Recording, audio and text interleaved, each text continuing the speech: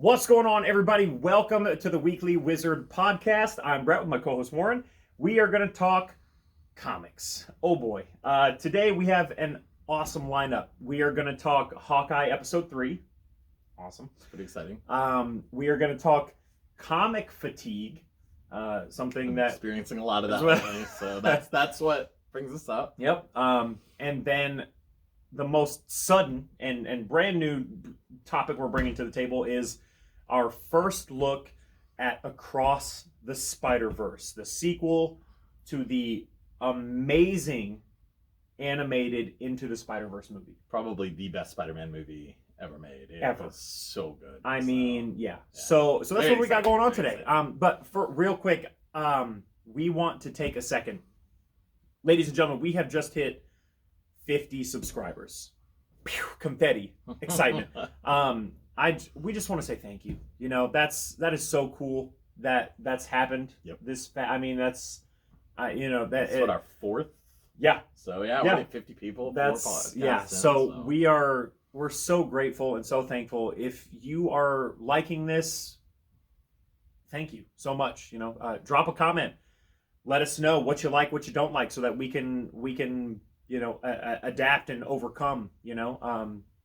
Here's to the next 50. Let's get to a hundo. And it's because of you guys that we get to do that. So we just want to say thank you for checking it out. If you like it, leave it a like, subscribe to the channel. It means a lot to us. But all that love and appreciation aside, let's get into it. Yeah. Man. So I just want to say, so last week I didn't want to drop any spoilers. I asked you if you knew who that was at the end of the episode, and you did not know who that was at the end of We're the talking episode. Hawkeye season 3 episode 3. I had no idea. Yep. Okay. No. So do you know who the character is now? Echo? It's okay. Yeah. See, so I thought, but I was like, they're calling her Maya, so I wasn't.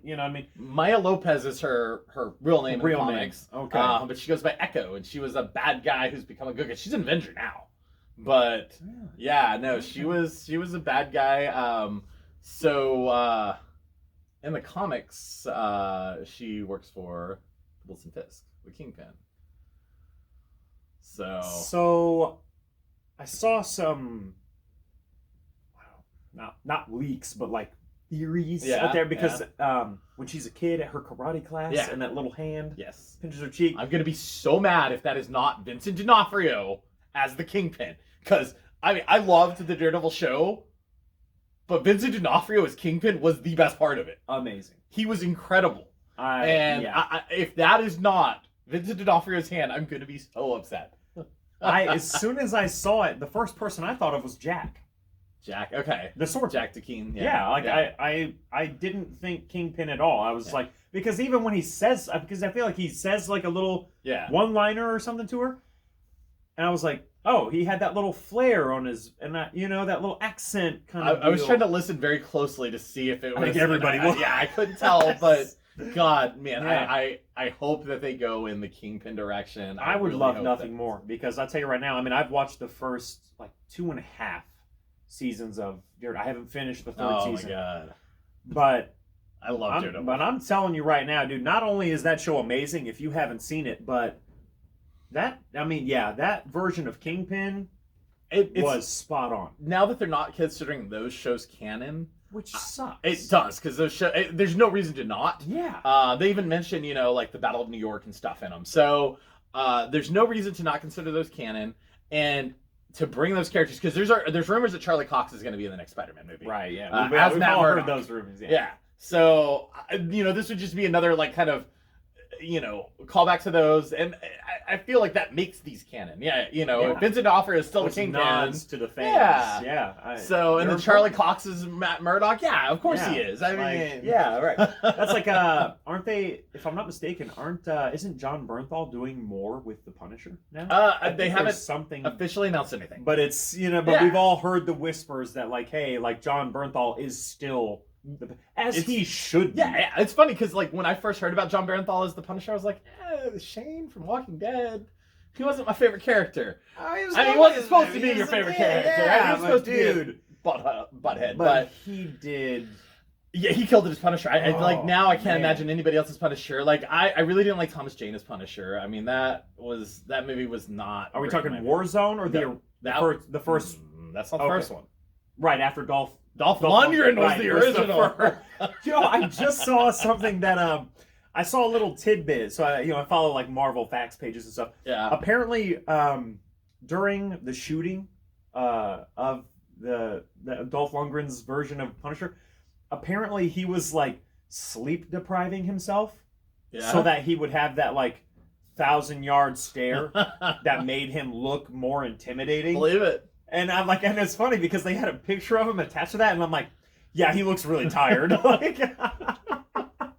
that movie is no longer, wonderful. man. If you've never seen this movie, Oh my gosh, it's so bad it's I good. It's one of can't, those like Plan 9 from outer space. One of those B movies. Oh god, it was awful but great at the same time. Yeah. And as much crap as they give Warzone, I loved Warzone. I enjoyed it too. It was, Yeah. I think I a lot of didn't hate people it. hated it because of how bloody and gory it was, and it's like, well, have you ever read a Punisher comic? I mean, I think it was, literally- yeah, it was a little too, it wasn't, I think the reason people didn't like it is it wasn't comic booky enough. It was wasn't, more yeah. like some real, you know what I Yeah. mean? Like it was, like you said, It was very very savage. Garth Ennis And Punisher. it was really just kind of like a dark, kind of like what they did with, Christian Bale's Dark Knight. Like they Yeah. took all these like comic book fancy, like over the top stuff, and they kind of grounded it and made it more like, hey, this is what it would look like in real life. Yeah, Like, yeah, for sure. I enjoyed it. I Like, loved it. Yeah, I loved it. Was it that scene at the dinner table with like Third Juice? He takes that chair leg and just like kicks it into something like. That movie was brutal. It's It was yeah, great. but I mean at the same time, like that's how we know Punisher. Yeah, yeah. And so It people was- who don't know it, they're like, hey, okay. That that's- was like yeah. the Garth Ennis run of Punisher was just dark, brutal, As it and should be. that's what this reminded me of. Yeah. And I absolutely loved it. In fact, honestly, the Thomas Jane Punisher movie was probably my least favorite Punisher movie because it didn't have the B movie comedy of the Dolph Lundgren. It wasn't as dark and gritty as I don't even remember who played Punisher in Warzone. Oh, I know the guy, but I don't know. Yeah, Yeah. he played like. Didn't he play Big in Sex and the City or something like that? Isn't that guy? Or what? Sex in the City? I don't know. I've only seen bits of it, but there's a guy named Big who I feel like it was him. But anyways, yeah, no, I would love to see. Oh, it's Ray Stevenson. Yeah, doesn't he play? I don't know. I swear, like seriously, like Google. I feel like he plays Big in Sex and the City. He was also but, Volstagg in the MCU. Volstagg is from. Thor, the 3. Oh yeah, Yeah, with he was the big beard. fat one. Oh, Yeah, that was him. That was him.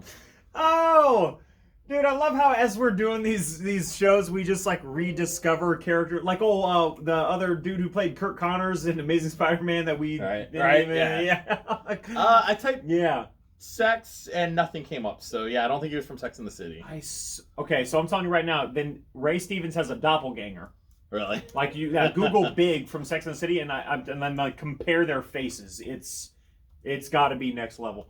But Oh, he does look similar. That is John James Preston. But yeah, no, he you're does right. look a Yeah, lot like him. doppelgangers. Yeah, okay, see, that's why I thought that it was the same guy. But I love how we rediscover these people who played these characters. So I mean, because think about it, Thor. He did his appearance in Thor. How many years? What? 10? Wait, okay, so Thor came out in 2011. So 10 years ago. And Oh shoot, that's crazy. How just Punisher Warzone was 2008. man. Yeah. That's amazing. But so bringing it full circle, I mean, I would love to see Charlie Cox come back as Daredevil for Spider. I mean, we all would because he did amazing. And I mean, what's his name that played Wilson Fisk? Vincent D'Onofrio. Wow. I mean, Vincent D'Onofrio has always been. I've great always thought he was a actor. great actor. Yeah. Full Metal Jacket is the first thing I remember him from when I was a kid, and Yes, man, that movie. he was just so Yes, crazy. that movie. Oh yeah, no, absolutely, and Yeah, that scene in the bathroom where he I kills. don't even. That's that. You know what's funny? It's That's so dark. the only thing of that movie that I remember, and it's too much. Like I remember the bunk bed soap, Yeah, and then the bathroom. Yeah, and and you know what? For me, that's enough. it's funny. Most people even forget that there's a second half to that movie where they're actually in Vietnam. Like everybody remembers the training and all that, but- Because the acting was Oh, and especially for that time. Yeah. I mean, it was a Stanley Kubrick film, and Stanley Kubrick's one of the best directors that has ever lived. Yeah. But I agree with what you said. You know, he is a great actor. Always has been. Absolutely. And what he brought to Kingpin was that grounded, realistic. This is what the Kingpin would be like in real life. Yeah. That part with the SUV at the docks or whatever with the door. Yeah. Oh ho. Okay, like as soon as I was like, okay, everything's about to get really real, and it did. Like it, you know, and so I hope, you know, obviously that that hand that's pinching Maya's cheek is. I hope it's Vincent D'Onofrio. I'm not getting my hopes up. I'm gonna be disappointed if it's Jack, but I feel like it's Jack, and it'll all tie together, and then like, hey, oh yeah, but.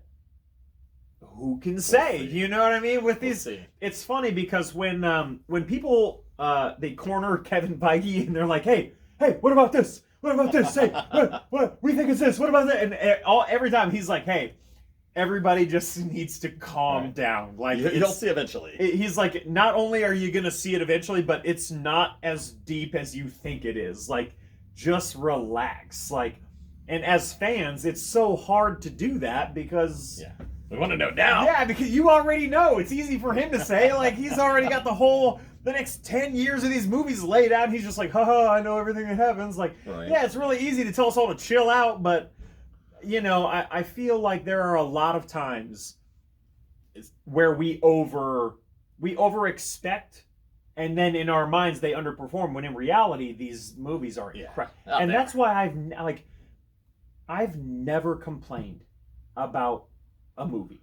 Yeah. Like, I'm not that guy. Like, I didn't produce it. I didn't direct it. I had literally no say in it. I'm just going to enjoy it for what it is. Like, when people are like, "Oh yeah, that Thor Dark World was trash," I'm like, "How? How was it trash? Like, tell me how you're gonna go and do it better." Like, I felt they could have done Melech Hath better, but well, I mean, they could always do. There's no such thing as perfect. Yeah. You know what I mean? So, I don't know, but.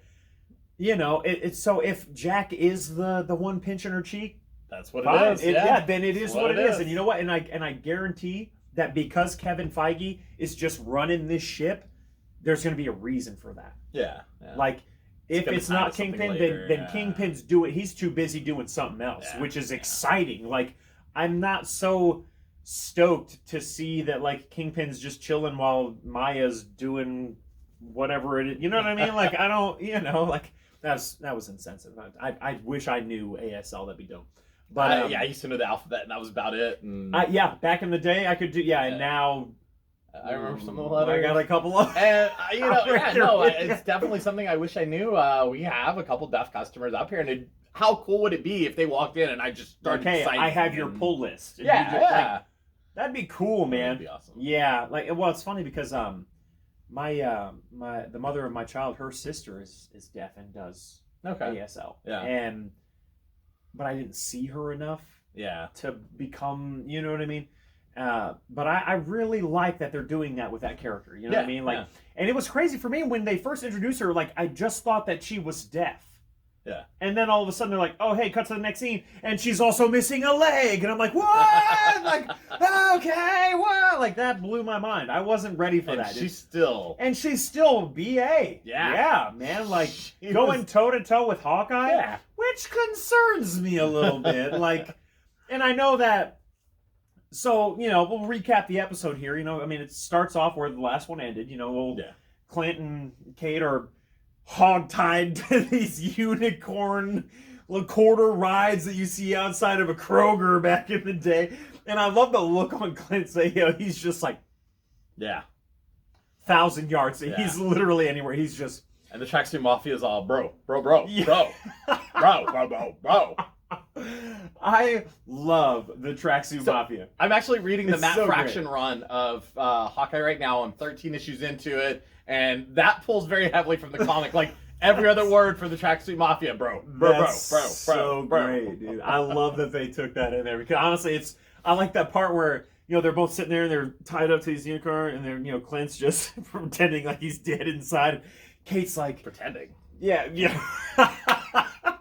And then that one of the tracksuit gangs is like on the phone, like yelling and rushing. You have no idea what he's talking about, and he gets off the phone. And the kid's like, "Are you okay, dude?" He's like, "I bought tickets for Imagine Dragon for my girlfriend." Like that whole back and forth right there was amazing. Like I love how they're serious, but they're not that serious. But you have to see Imagine Dragons. He's like, I love Imagine Dragons. Imagine Dragons. And she's just like, that was so good. I'm genuinely enjoying that little, those bad, like, I love it when bad guys aren't too, like, serious, you know, like, even the Joker, you know what I mean? Like, he's here to do nothing but harm, but every now and then he's gonna laugh and do something kind of weird and, like, just, like a gun that just says bang, you know what I mean? Like, stuff like that. Like, I you know, when someone comes in and they're just like, death to everyone, and they're just, you know, it's like, okay, it's been done, I can't wait to see you go, you know. So, you know, but I love what they're doing with that, and I like how their boss is just kind of this sign language speaking, 1 foot having ninja, who just, you know, wreck shop. And so I mean, right after, you know, they're on the, you know, the thing, Clint escapes, and that was an amazing fight scene. Like, they're in an old KB Toys. I don't know if y'all remember KB Toys. Y'all old enough to remember KB Toys, right? They're in this old KB Toys. Yeah. Oh, I went to KB Toys when I was a kid. They were in every mall. I loved it. I bought my X-Men action figures there. That's awesome. And, it was just an exciting fight scene. And between Clint and Echo. And... well, and the whole tracksuit gang. Yeah, and the whole tracksuit gang. I mean, not they were just pretty him and her, inept, like, but it made it fun. Yeah, and that's and then the ball again, pit. The ball pit. That was awesome. was ridiculous, dude. I love the ball pit with the 2 arrows. My favorite part of that is where, like, he's like up out of the balls and he knows someone coming, so he goes. And all of a sudden it pans up above, and you just see him like, you just see the balls just kind of moving in like this like snake form. He's just swimming his way.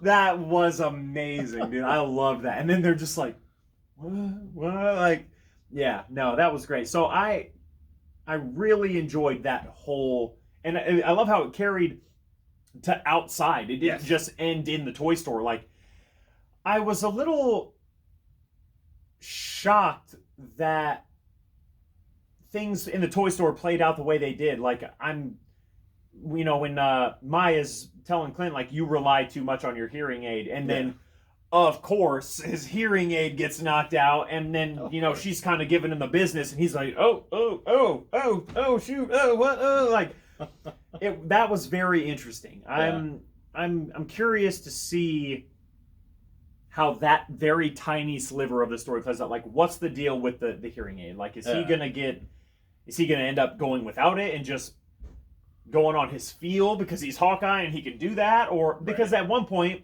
no hearing aid, he does some kind of Olympic quadruple backflip off of this, this spinning pike turn with a triple twist crescendo, and as he's in the air, he lets out an arrow that not only injures the dude who's watching over Kate, but also cuts her cape free from her little unicorn. Yeah.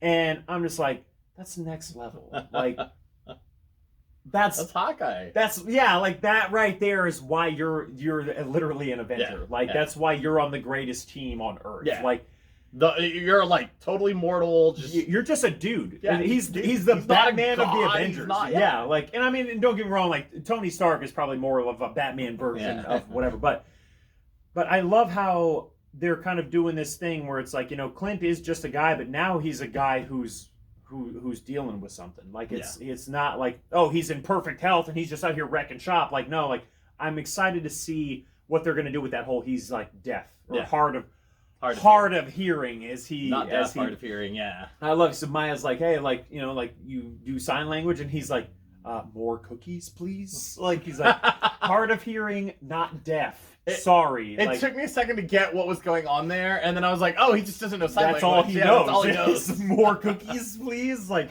that was great. And so, I kind of see how that plays out, but I like how you know, he was kind of thrown off his game because of the whole hearing aid thing, but yet he was still leagues above any other person that could possibly bust out an arrow in midair.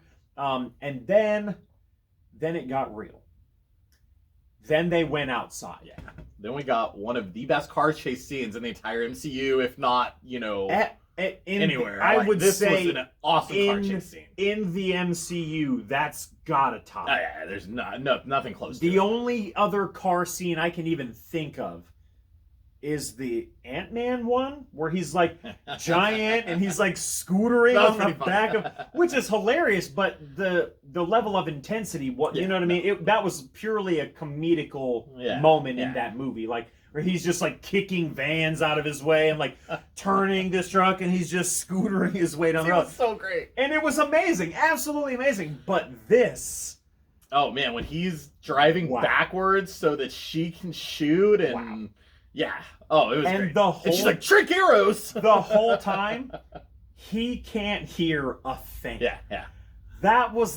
Honestly, I love how there was just that touch of comedy in that really serious moment where, like, Kate's trying to, like, cipher through these areas, and Clint's like, oh, nope, not that one, nope, oh, too dangerous, he ends up pulling out like 3 more dangerous than this? Yeah, and she pulls out one that literally just explodes like a bomb, and she's like, gets back in the car, she's like, there are 4 more arrows more dangerous than that, and he's like, I can't hear you, I'm just going to assume it's going well. Like, that was hilarious. It was such a great scene. I loved it. Suction cup arrows. She's like, what's that for? What's that for? And it's funny because it came full circle, and he ends up using it to save him from falling off the top of a train. Like, that was such a good scene. And honestly, the trick arrows that they were using were really cool. Yeah, the goop one was fun. Yeah, she called it Play-Doh. Yeah.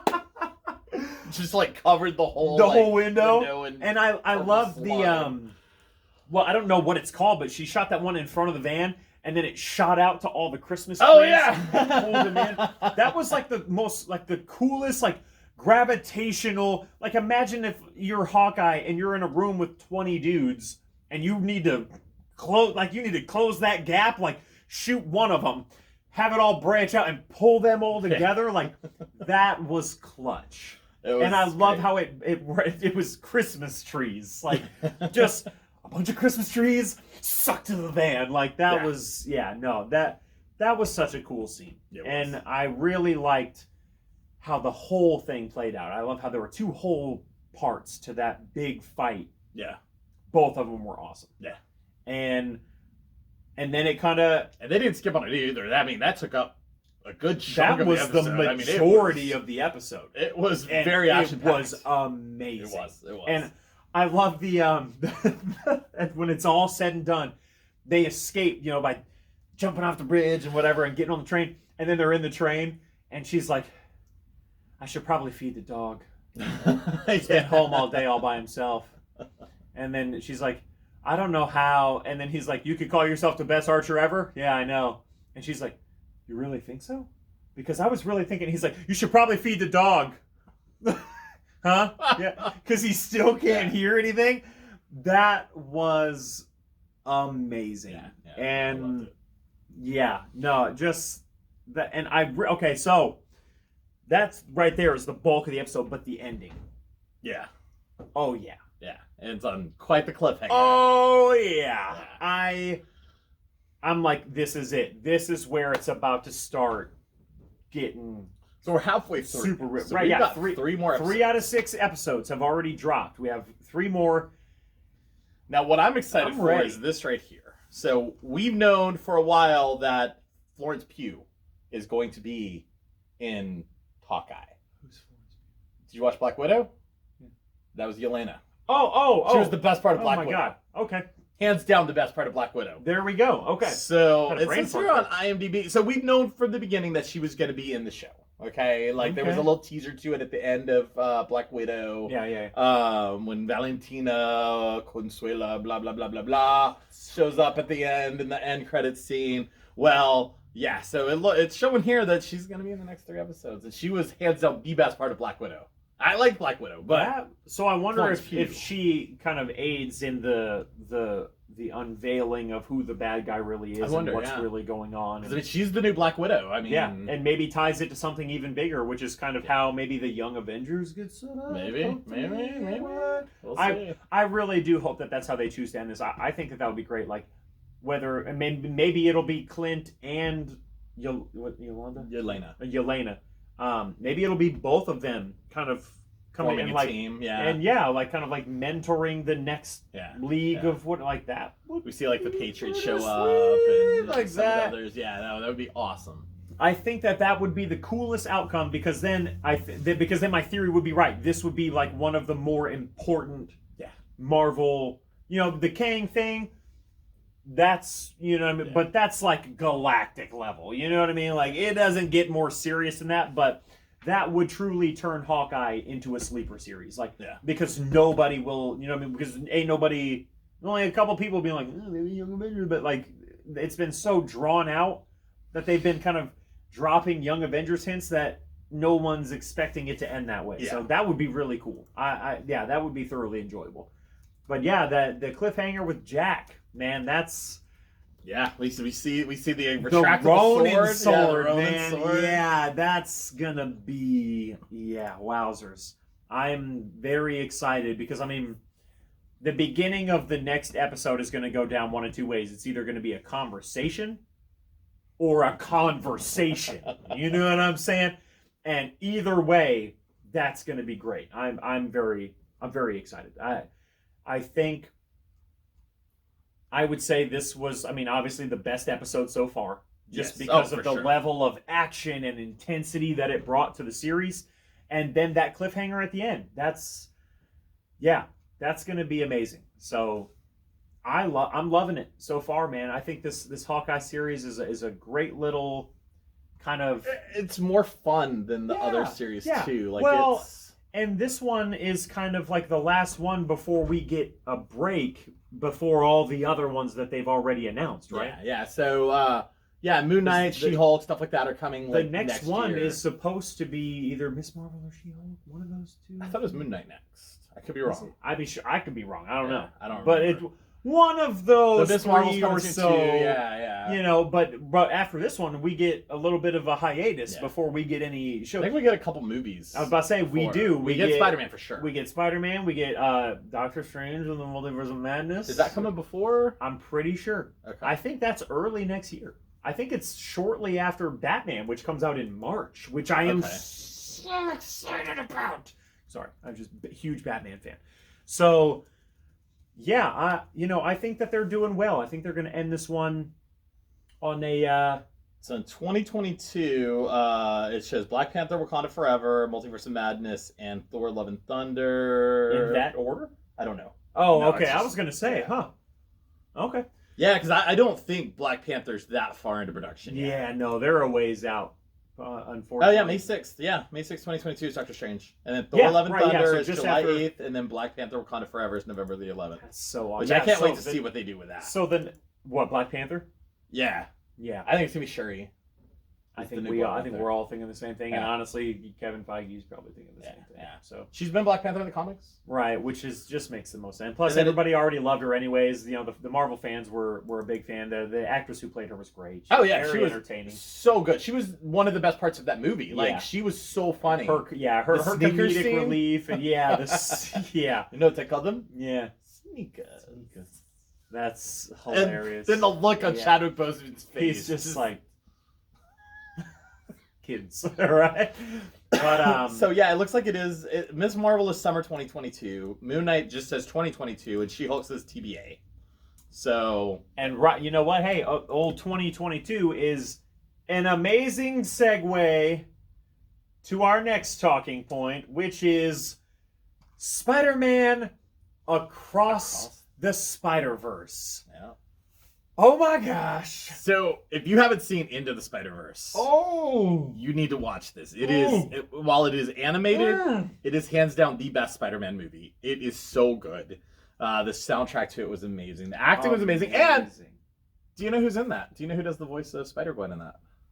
Yeah, it's Haley girl Steinfeld. plays- yeah, Kate Bishop. Yeah, Kate Bishop. That is yeah, Haley we were talking Steinfeld. about that last week. And in fact, in that trailer we watched last night, that was Haley Steinfeld. That's Spider-Gwen. That's, I mean, so when Into the Spider-Verse came out, I didn't go see it in theaters, and I regret that so hard. I saw it in theaters. I saw it late.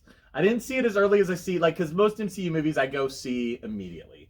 Yeah. Whereas, like, other, like, Marvel movies that aren't in the MCU, like, I'm going to be honest with you, I still have not watched either one of the Venom movies. I have not seen Dark Phoenix. I know. We're going to watch the Venom. Dude. I know. We're going to watch the Venom movies before we go see Spider-Man, so we're going to try to do that this week.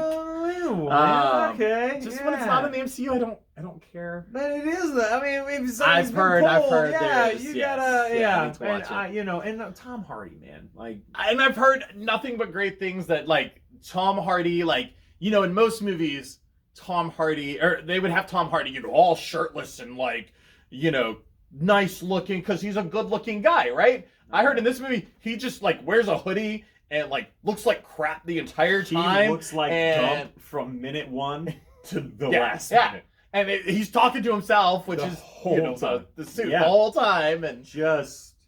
Yeah. it sounds amazing. It Like, sounds like Venom. The It sounds fact like that he is one of the most attractive men meant nothing in this movie. Like, he's just a dude who's having a really rough go of it. That sounds and fantastic. it is fantastic. They're great movies. I own it on Blu-ray, the first one, and then the second one is available for some sort of, like, digital purchase or whatever. So yeah, we're gonna watch it this week. I mean, yeah, a little choppy, but it was. Good. I heard it. I need to watch it before Into the Spider-Verse. Into Spider-Man. No Way Home comes out. Yeah. But so other Spider-Man movie. Yeah. So it now, you know, the sequel to Into the Spider-Verse has now been announced for October 2022. Yes. And and it's part 1. When I saw that means we're getting at least 2 more. I mean, it's just I think that was my favorite part of the entire first look. Yeah. I mean, Spider-Man Across the Spider-Verse Part 1. I was like, yeah.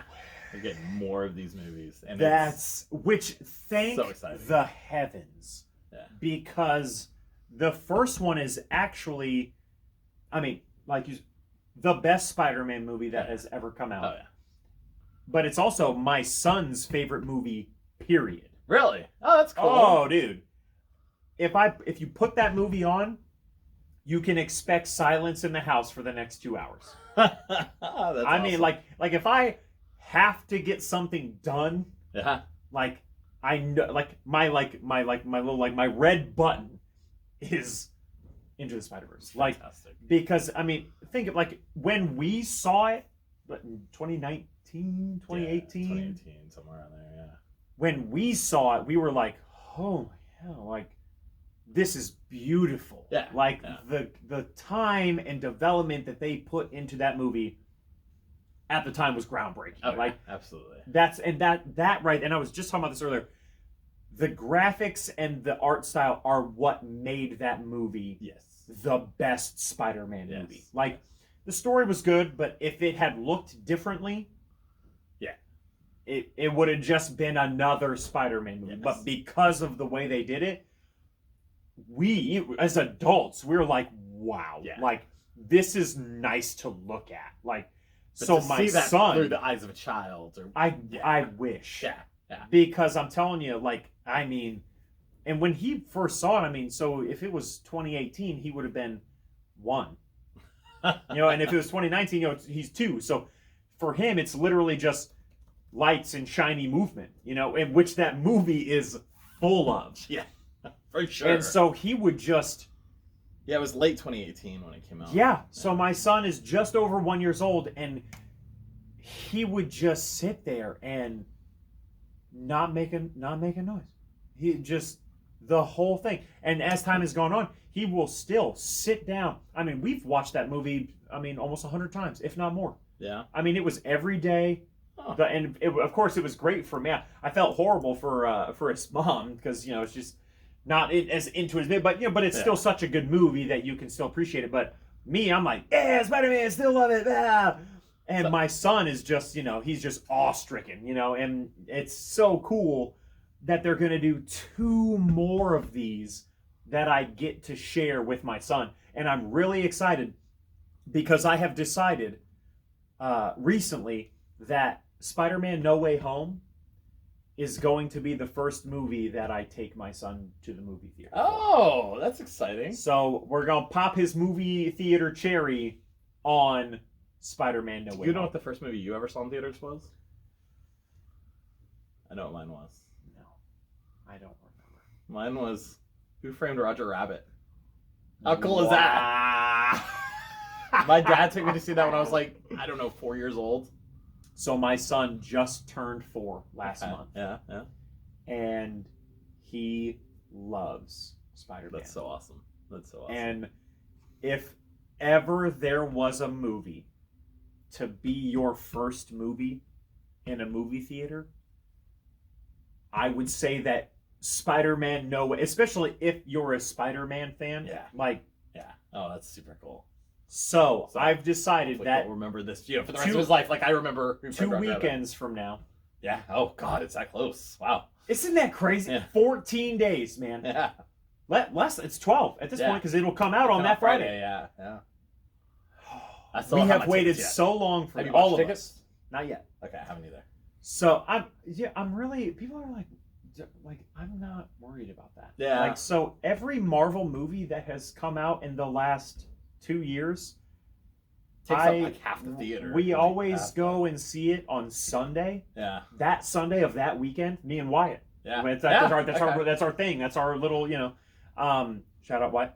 And we have never been in a theater with more than 15 people. Really? Yeah, I guess Sunday is probably a slower day.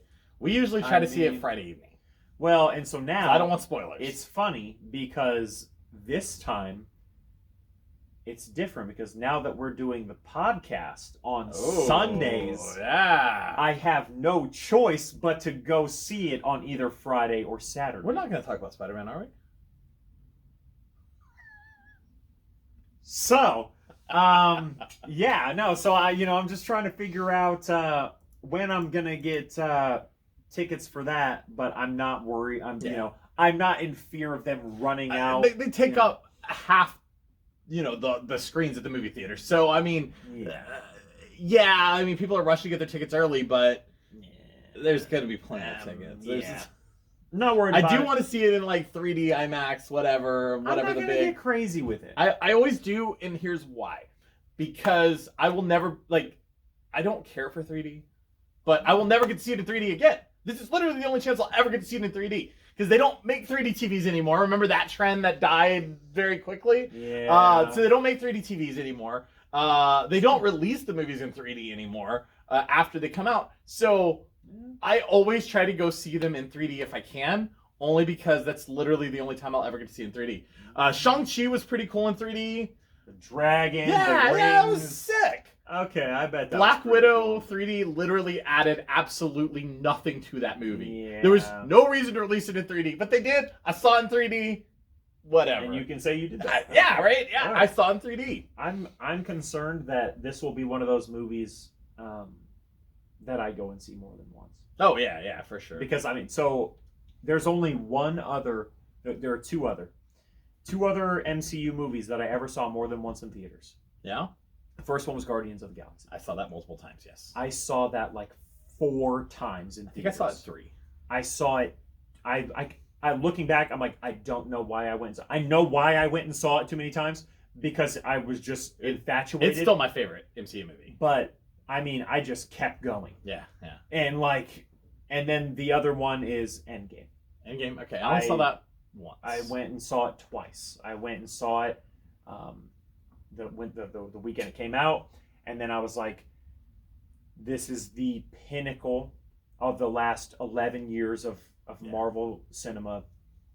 I'm gonna go see this one more time and have my moment. And I actually, the second time I went and saw it by myself. Yeah. Just had my moment. I was and it was with amazing. my wife when we saw it. We saw we were dating at the time. The movies I've seen more than once. I saw Guardians of the Galaxy 3 times, I think. Okay. So good. Civil War, I saw twice, and here's I why. wish I would have saw that. So, it came out right as I was leaving Texas to move to Oklahoma. Nice. So I was working at a place. They were shutting down. It was a call center, and they were shutting down the call center there. They paid to relocate me to Tulsa. Okay, so me and a big group of friends decided as a farewell. Some of them were moving to Colorado, some were staying there, some were moving, wherever. So I was the only one moving to Tulsa, but we decided as a big, farewell, we're all going to go see Civil War together. So we go see it in 3D. Afterwards, I was like, man, the 3D on that movie sucked. And he was like, yeah, I didn't really even notice any 3D. And as we're walking out of the theater, they're handing us a free voucher because they forgot to put it in 3D. They forgot to put the 3D version on. So I'm wearing these dumb 3D glasses the whole movie, and the movie wasn't in 3D. Oh my god! So dude, no. I get to Tulsa. I literally know nobody here. I've never been to Tulsa. I don't know anybody that lives here. Terrible. And I was bored one day, and I was like, I got this free pass. I'm gonna go see Civil War, and I'm gonna go see it in 3D. I'm gonna appropriately. Yes. I told the person at the theater that story, and they were like, "Oh wow, that's crazy. I've never heard of that happening before." They just put in the wrong digital reel or whatever. Wow. Yeah. And so yeah, I got to go see that in 3D. And then the other one I saw 7 or 8 times in theaters was Black Panther. So I had a movie pass. Do you remember that?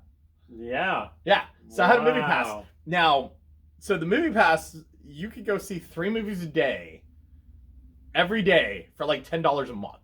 It was insane. And I got in on it like the day that they announced it. And so, I would just get bored and I would be like, oh, I'm going to go see Black Panther. I love that movie. Not long after that. I would do the same thing. That's great. Yeah. Not long after that, they did change it so that you could not see the same movie again. So when Deadpool 2 came out, I go to see that a second time in theaters because the first time, I just used my movie pass. I go to see a second time. This is as the company was failing. And they were like, oh, no, your card was declined. Because you just had like a little credit card that you would go pay with. Like you had an app on your phone and you would choose what movie and what theater you're going to see, right? And then you walk up and you just hand them the credit card. Well, my credit card thing, movie pass credit card got declined. And I was like, what? So I emailed customer service and they're like, oh, you can't see the same movie more than once. And I'm like, I saw Black Panther 7 times. And they're like, oh, we just made this thing. So wow. Yeah. Wow. Not cool, man. Yeah. But I mean, hey, at least well, you they went under Panther, not long after. So. Yeah, hey, at least you got to see movies 7 times. Right, That's what's right. up. Dude. Oh, Yeah, I saw so many movies when I had Movie Pass. Yeah, every weekend. I feel like No Way Home is going to be one that I'm just going to have to. Yeah. Because just like my son, Spider-Man was the first. Okay. For me, that was the one that I like. Just seeing the things that he did and the animated series in the '90s, it's just like, this is the dude. Yeah. The kid in me is going to be like, Brett, if you don't go see this movie again, I will slap you. So, and plus, if I'm going to see it with my son, there's a strong possibility that there's going to be a bathroom break in the middle of that, because kids, But yeah, so yeah, but I am just, I'm through the roof for that. I can't wait. So I've decided that that's going to be the first one. And now, bringing it all the way back, went off on a tangent. I'm really excited that there are 2 more into the or across the Spiderverse movie. What were your thoughts on this trailer or this first look that we got? I thought that the interactions between Miles and Gwen was a lot of fun. I'm grounded. And she's like, oh, okay. And it just backflips out the window. Yeah. And then he looks out the window and she's just standing on the side of the building. She's like, is Spider-Man grounded? Yeah. What was that? Well, and I like that that Miles looked a little older. Yeah, a little bit. And you know what I mean? Like clearly a little bit of time has gone on. Like that's my college dorm is a lot more grown up than this. Yeah, my dorm is way more adult than this. And she's got like drawings of her. She's like, I missed you too. I missed you too. Yeah. That was fun. I am so confused about the Miguel O'Hara situation. Yeah. Like, why were they fighting? Yeah. That's what I don't. Yeah, like Who knows? and I love That how art, like it's cool because it changed to a different art style for that part of the trailer Yeah. too, and it was really cool looking, very And stylized. I thought it was very, very interesting how, because at the end of the first Into the Spider-Verse, we see he's got this little like a Ben 10 kind of gadget bracelet deal, Yeah. you know, that will, you know, supposedly allow him to travel through time and you know, all kinds of stuff. And as he's wrestling with Miles, he like changes it and hits, and they go through this little pocket, and they're in a whole nother. What is going on, man? Like, why are they fighting? I'm so like. Got almost a year to wait to find out. That is such a long time. Well, and the good news is we'll obviously get more trailers and, you know, more glimpses and info on what's going on. But like, I was slightly confused. I mean, I loved it. I mean, I'm so glad that they're sticking with that next level art style. And like you said, you know, the way it changes from scene to scene, it just makes it look amazing. That stylized like it was in the first movie. I mean, it was. But I'm so gorgeous. Curious.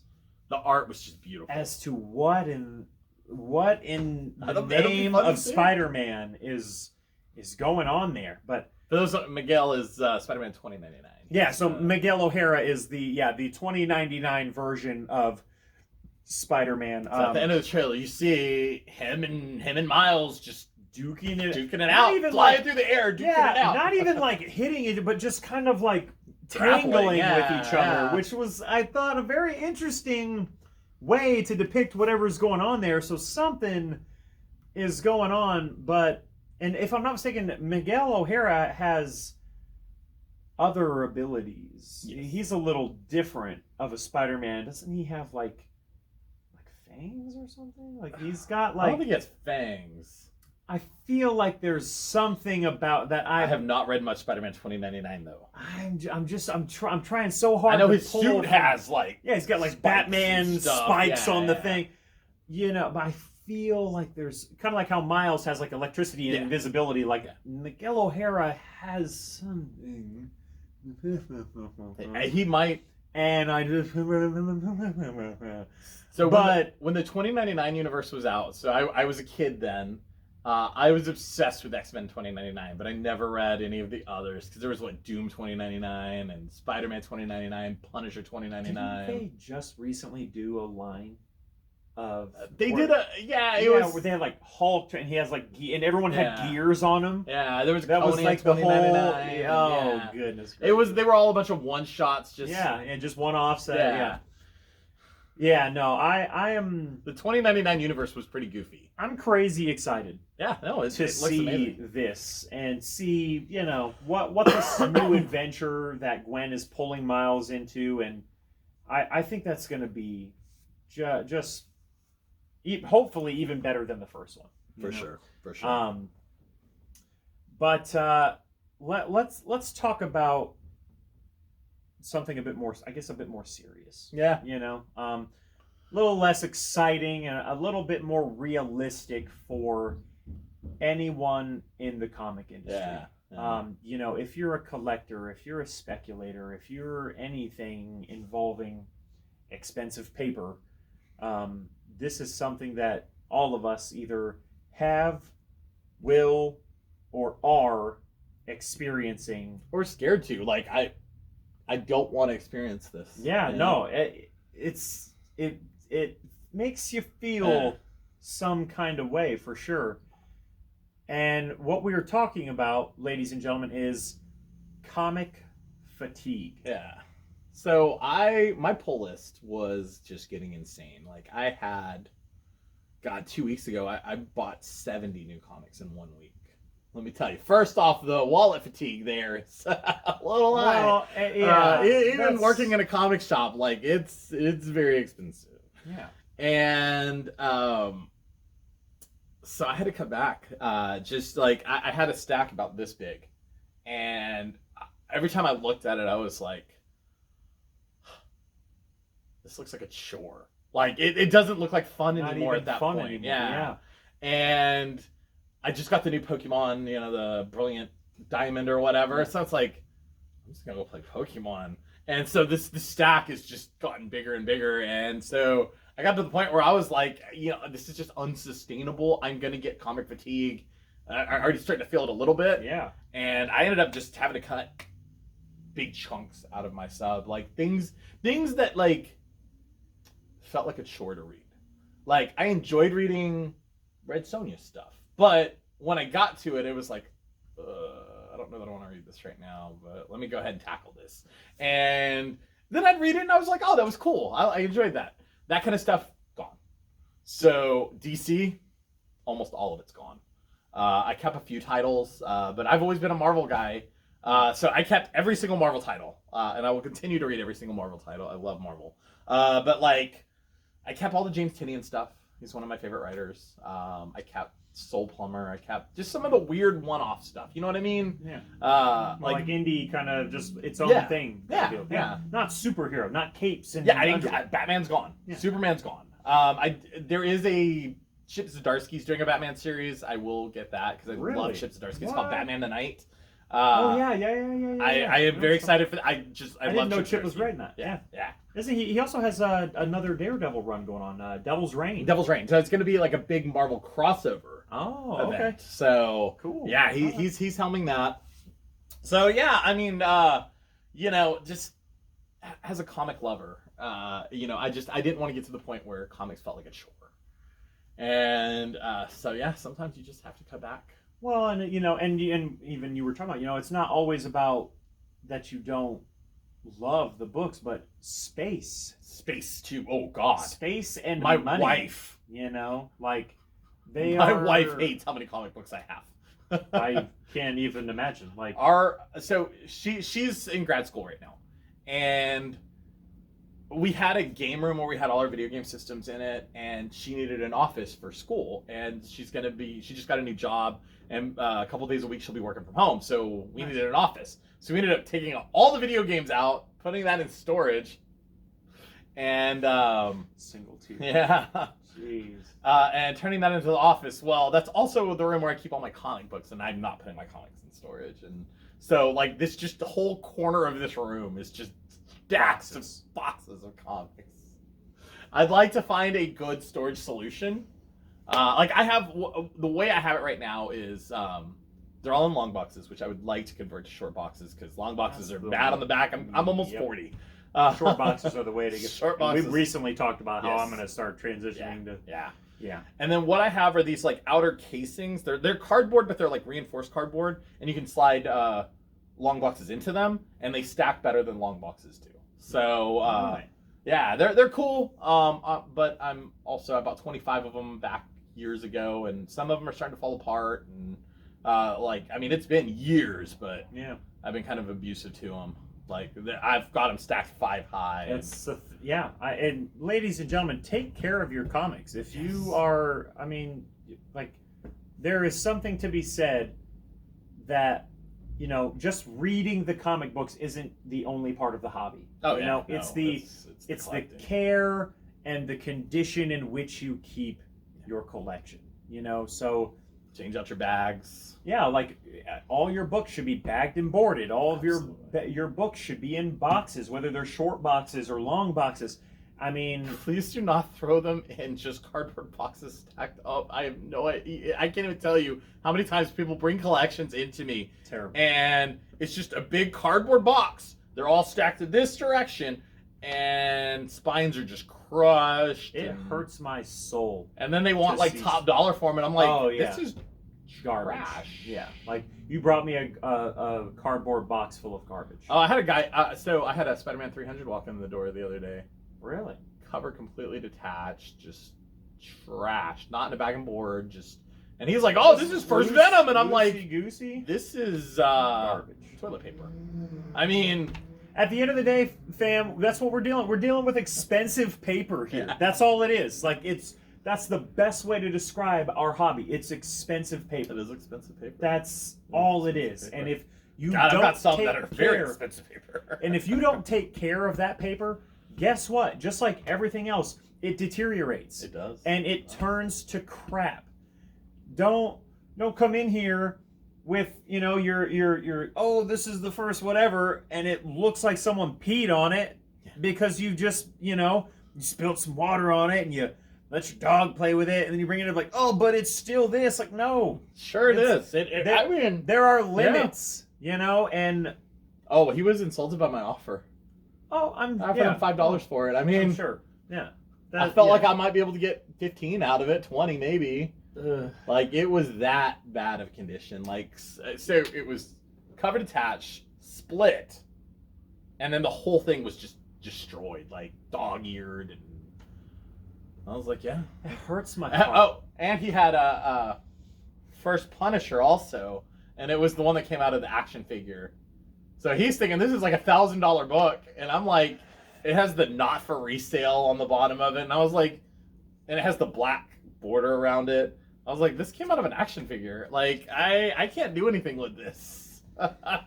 Yeah. So, ladies and gentlemen, there's a lot more to the hobby than the average human being realizes. But I'll tell you right now, storage, space, and care truly goes into this hobby quite an amazing bit. And, that's something we talk about next week. Get more into how to care for. Well, and I mean, I've described my collection to you like it's bagged and boarded. Yep. It's alphabetized with little tabs. Yeah. Oh, I don't play. Mine's not fully alphabetized. I don't play. Like, I have 10,000 comics. I have. That's one, the goal. I have one short box of books that are like just need to be put in their place. That's it. Yeah. Everything else is lined up and it's pretty. Like, and if I were to bring it in to sell to you, you'd be like, yeah, this is like a well put together collection. Like, that's I probably part have of the about fun. 15 short boxes that I need to work into my long boxes. It's that bad. I'm working in a comic book store, bag and board comics all day here. That's all you do. And I mean, all my comics are bagged and boarded. They're not all taped. And so that right there, that's mine aren't all typed either. But it's just because like when you're in the thick of it and you're doing stuff, like you're just trying to get through it. Yeah. It's not because you're just like, oh, you don't care, but it's just like you're like, okay, if I just put these here, like it's okay to put the lid over the top of those, they'll be fine.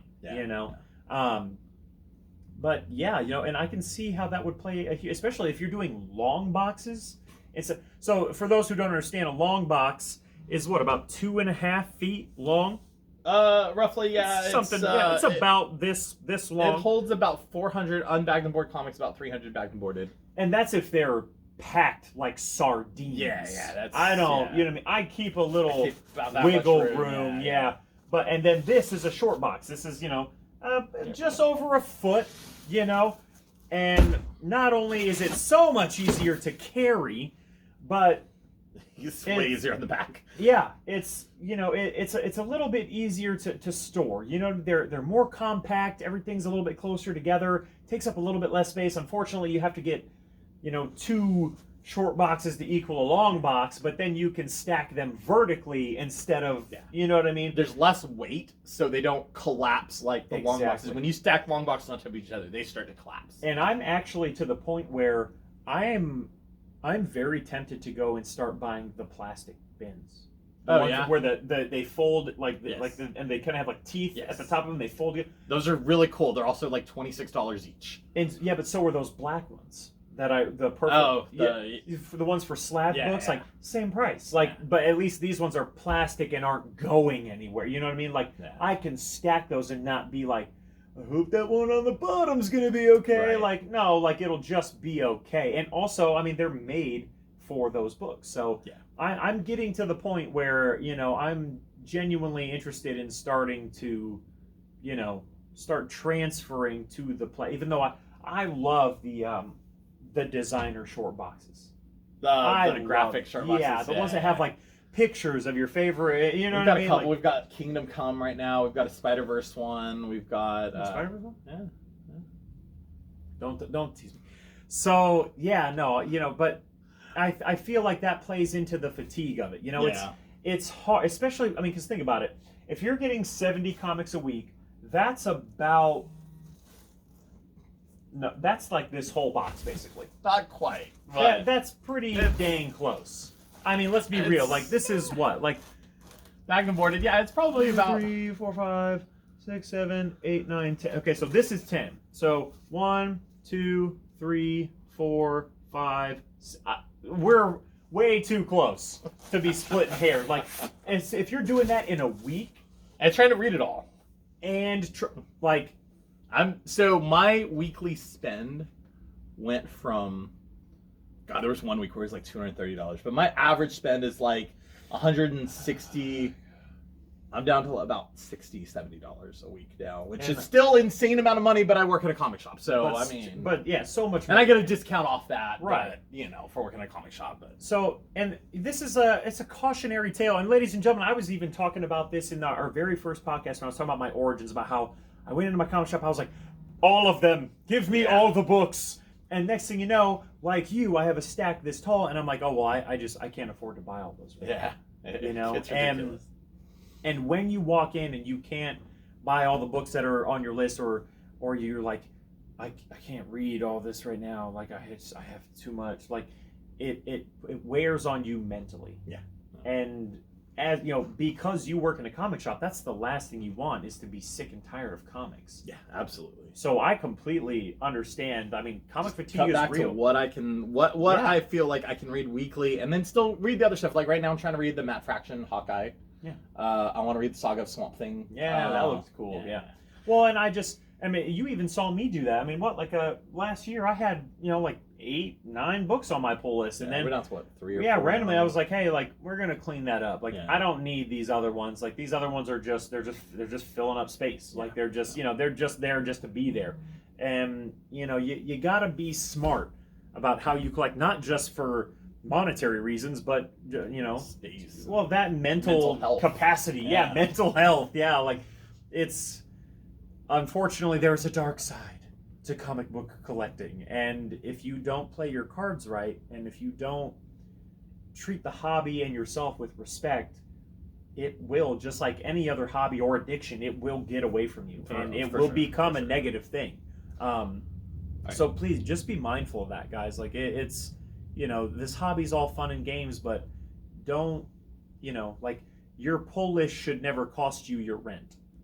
And I don't mean like paying how much it costs for your rent, but like you shouldn't be like, oh, I'm going to take money from the money I'm going to use for bills to like don't turn it into like a gambling habit, like where you're just like, where you're itching for it and you're sacrificing paying the things that you need to pay instead of paying for what you want to pay. Like there's a big difference, and that's the way to avoid that, is by, being smart, knowing what you're capable of and what you want actually, and just prioritizing or reprioritizing or reorganizing your collecting style or hobby, And now we're going to go on to some stuff for you to collect.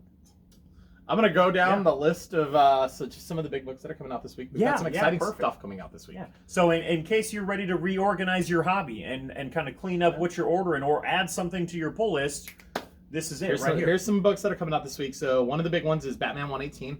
So this is the first of Jonathan Williamson's. Tinian's gone. Tinian's gone. And so I feel like this guy's a safe choice for writing Batman. He's been writing a lot of DC stuff. I don't like safe choices for Batman. Yeah, no, I mean, I want the agree. most unsafe possible. I want Donny Cates to write Batman. That'd be interesting. That would be amazing. I don't know if he's going to stay on there long, but we'll see. I want Donny Cates to write it, and I want Greg Capullo to draw it.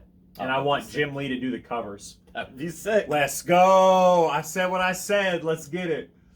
From Marvel, we've got Captain America Iron Man #1. I'm curious to... Yeah, I don't know. I don't know much about it. So it does look like they're fighting. That Civil War pose where Iron Man's blasting a shield. That's kind of what it looks like. So we'll see what happens with that. Dark Knights of Steel. The first issue was really good. This is the second issue. It's DC characters in the medieval ages. Yeah.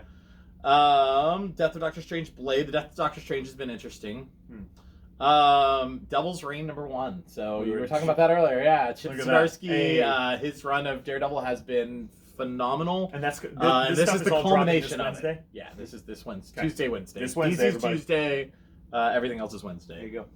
Let's see what other big books. Giant size Black Cat Infinity Score. So Infinity Score was the big Marvel crossover through the annuals this year. Okay. And so this is the final issue of that. And basically all of the Infinity Stones have embedded themselves in like humans. and given them powers. So, like, there's a This character can't named... be in continuity, is it? Yeah, it is. Because isn't Thanos about to get the Infinity Stones and put him in a Mjolnir and kill Thor with him? That's what Donny Cates is building up to. I mean, that might happen, but that's probably going to come from this. But no, this is in continuity. Spoilers, everybody, if you haven't read the issue 2 or 3 of Thor. See, Inferno 3. So this is like the end of Jonathan Hickman's X-Men run.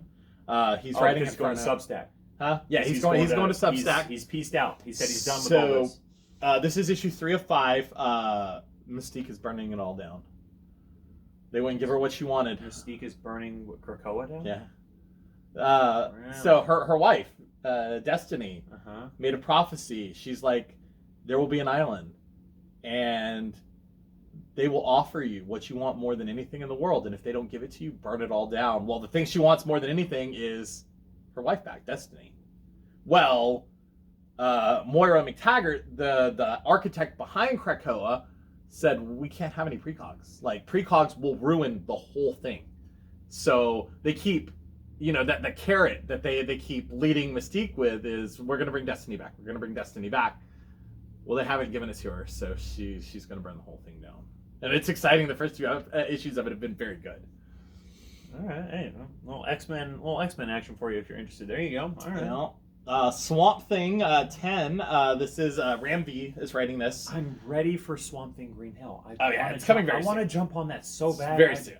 Oh man! But this one, this is issue 10. It was supposed to be 10 of 10. Well, on the cover, as I was pulling it out of the box when we got it in the shop, it said 10 of 16, and I was like, what?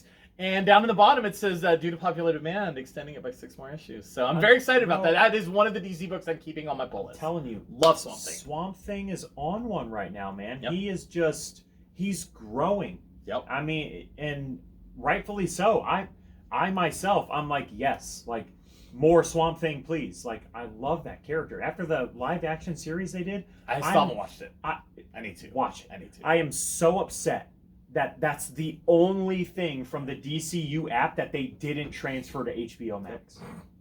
And I never bought it on DVD, like a fool, and now I can't watch it. Yeah. So where am I going to watch it? It's amazing.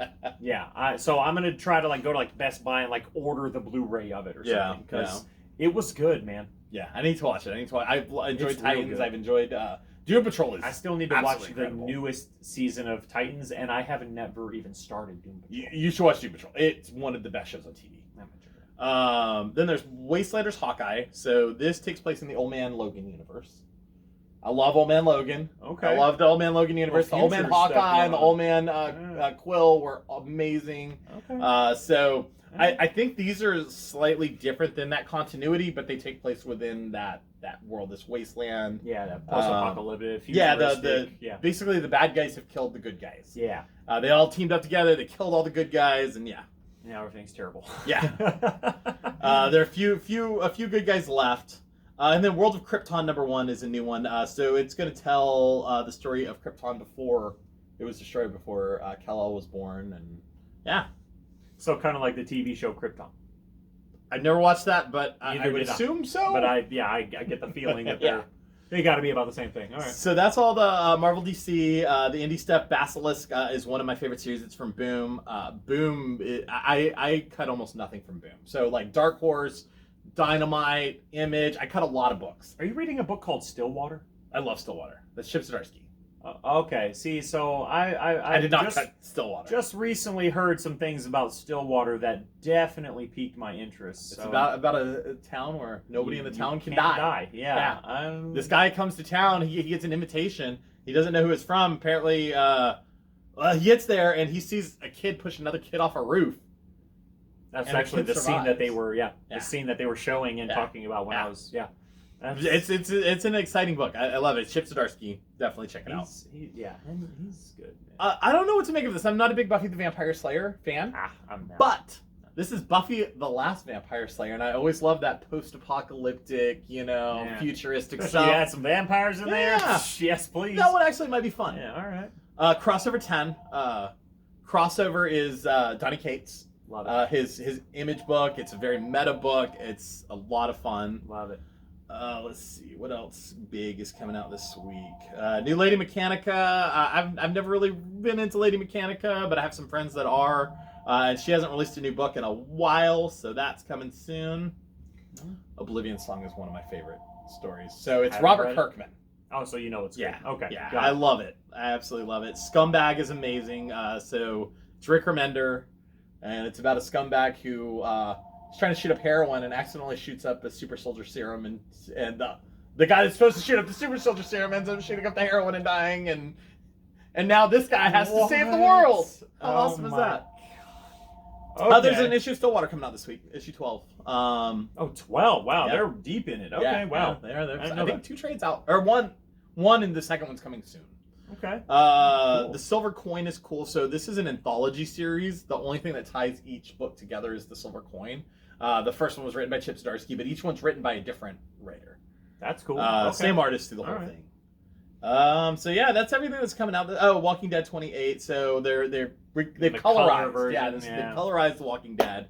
They call it The Walking Dead Deluxe, and I've really been enjoying it because I didn't read Walking Dead when it came out. So now I'm reading it. Nice. It comes out bi-weekly, so... I mean, seriously, think about that. That will literally carry this comic book series on for another, 15 years? I mean, it's bi-weekly, so maybe a little less, but yeah, it's... Yeah. Because, Walking Dead, when it came out, was monthly. Monthly, yeah.